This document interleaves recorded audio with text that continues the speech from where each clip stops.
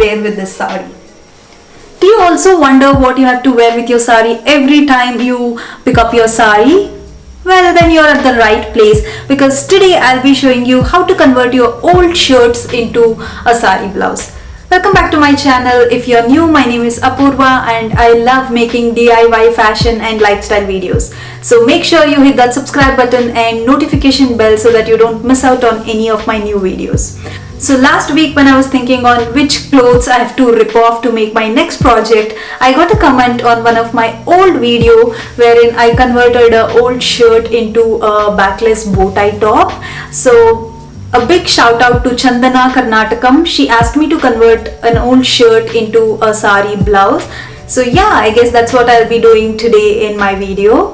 And if you want to check out my old video, I'll leave the link in the description below, which you can check out later. First, watch this video. If I continue with this phase of converting my old clothes into occasional wear, I guess I'll be left with nothing. Basically, I'll be left with nothing normal to wear on a regular basis, and I might have to end up shopping again. But anyway, who cares? So let's get into the video, shall we?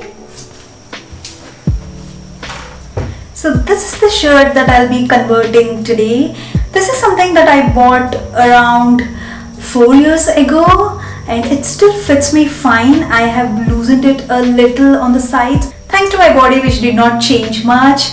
So this is pretty old and I don't wear it anymore, and I love red color for a blouse because it will go with most of the saris. And yeah, so this shirt basically has darts in the front and it has darts at the back. So basically it's a fitted shirt and it's not too loose, and I love how there is this small puff sleeve kind of detail, because this will look really cute for a blouse.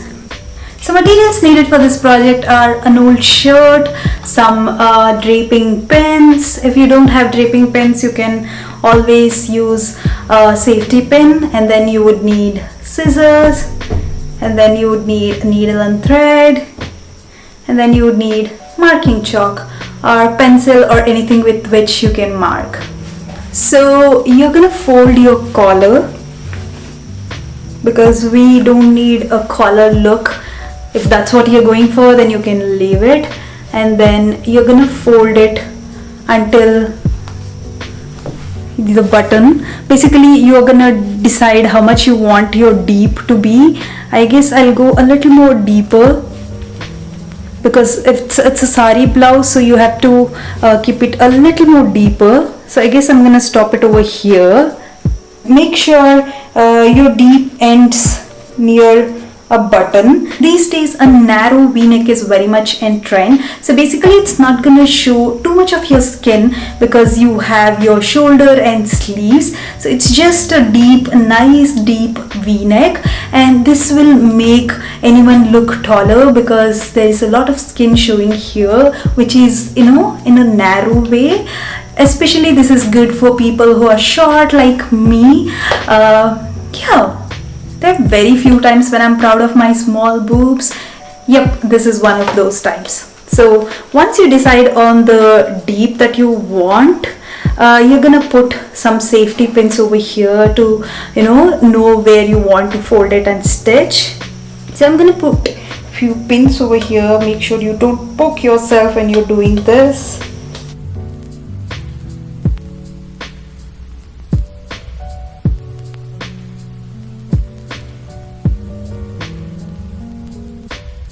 The next thing that you're going to determine would be the length of your blouse. So you can just fold it around to see how much you want the length to be. So this is the length that I would want my blouse to be. So I'm going to mark it down. So I'm going to fold this into half, align it properly, and then mark a straight line where you had marked your blouse length, and then leave half an inch for the folding, and then mark another line, cut it out. We're gonna cut the collar because we don't need that, but I'm gonna leave a little bit space here because we would need to fold that and stitch it.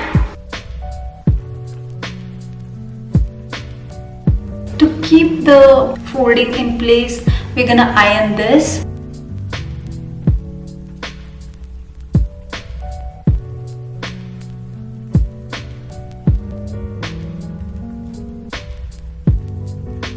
If there is any button on the other side, you're gonna remove those buttons. Since the fabric on the sides is not too much, we don't have to cut anything, not over here. So all we're gonna do is just put a hand hemming all the way around. You're gonna take a single strand to do the hemming.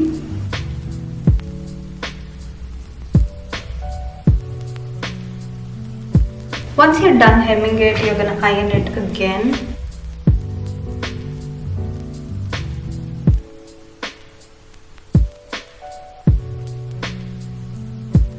Now we're gonna try this out and see how it fits. So this is how it looks after hemming the neck part. Now if you can see, it's little loose. Most of the shirts will end up being loose. If your shirt is more loose than mine, we have to put a dart over here. You can't just tighten it on the sides, because if you can see, if I tighten it on the sides, can you see that? It's pocketing in the front. Wear it inside out. This is on the wrong side. So in my shirt, I have a dart over here which goes all the way from dart point till the waist, and I have a dart over here. If you don't have, you might have to put these darts, and I have two darts on the back as well. If you don't have it in your shirt, you might have to put it. Let the shirt center part stay in the center, and then tighten it how much ever you want, and then put up a pin.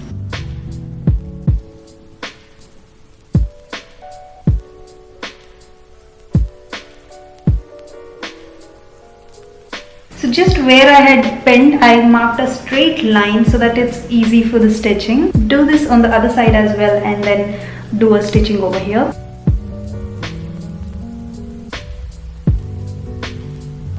I had to tuck in a little bit on the sides as well. So basically, once you put the dart, see if there is any wrinkle over here. When you pull it out, don't pull it too much, because it's a V-neck. So if you see too much of wrinkle over here, then you have to tighten on the sides as well. This is pretty good for me. So, but I see there is a little bit of looseness at the back near the dart, so I'm going to fix that as well. Basically, I'm going to tighten it a little bit on the dart. So this is the last trial. You might have to do a lot of wearing and adjusting and stuff like that. So this is the final fit. I'm pretty happy with how it looks. Now all that is left to do is to fold this part and stitch it. You're gonna double fold this and stitch it.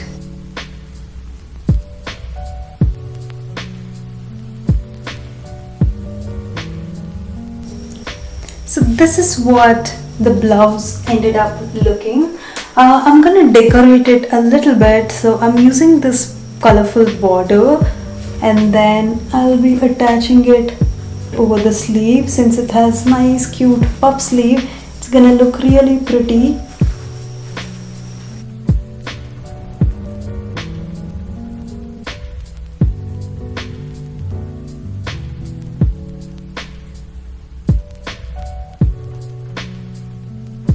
So this is how it looks once it's done. I'm pretty happy with how it turned out to be. And it takes little time to make this, and you can do it with hand stitching as well.